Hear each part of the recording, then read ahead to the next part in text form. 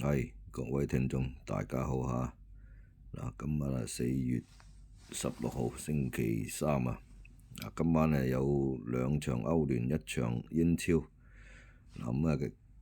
今晚幫大家提供下分析下皇馬對住阿仙奴，國米對住拜仁，紐卡素對住水晶宮啊！首先係皇馬上場客場呢，對住阿仙奴呢就輸住3-0嘅。今次返到主場，睇下有冇機會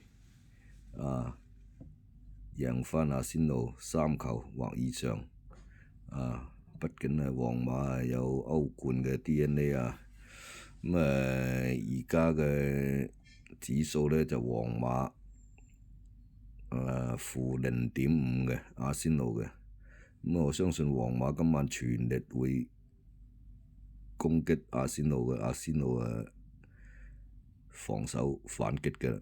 睇下有冇機會贏到阿仙奴3球或以上。我今晚睇好皇馬嘅。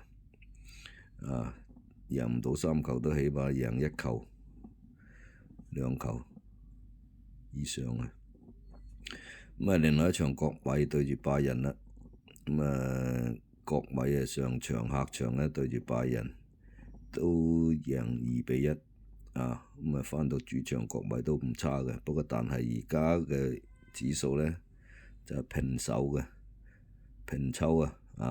睇下國米會唔會喺主場守住拜仁，唔會輸波少少睇好國米喺主場唔會輸俾拜仁嘅。另外一場呢就英超啦，紐卡素主場對住水晶宮。紐卡素呢就而家呢聯賽呢就要穩守住個歐聯嘅資格嘅，下一年反觀呢水晶宮呢就無欲無求噶啦，乜都唔使追求嘅中游。紐卡素上場呢就大勝曼聯睇下今晚會唔會喺主場再下一城。我估計紐卡素都會小勝1球或以上嘅。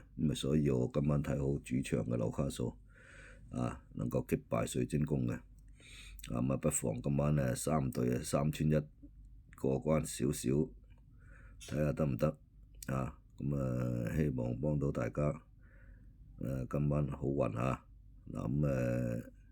聽到本頻道嘅，希望點讚關注下轉發一下俾朋友祝大家好運聽晚再見，好，拜拜。